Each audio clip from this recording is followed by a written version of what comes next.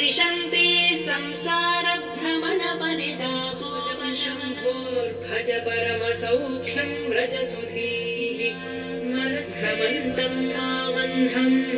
परमकृपया दीनं कुरु विभो धृतिस्तम्भाधारां दृढगुणनिबद्धां सगमनाव गणैः सेवित विभो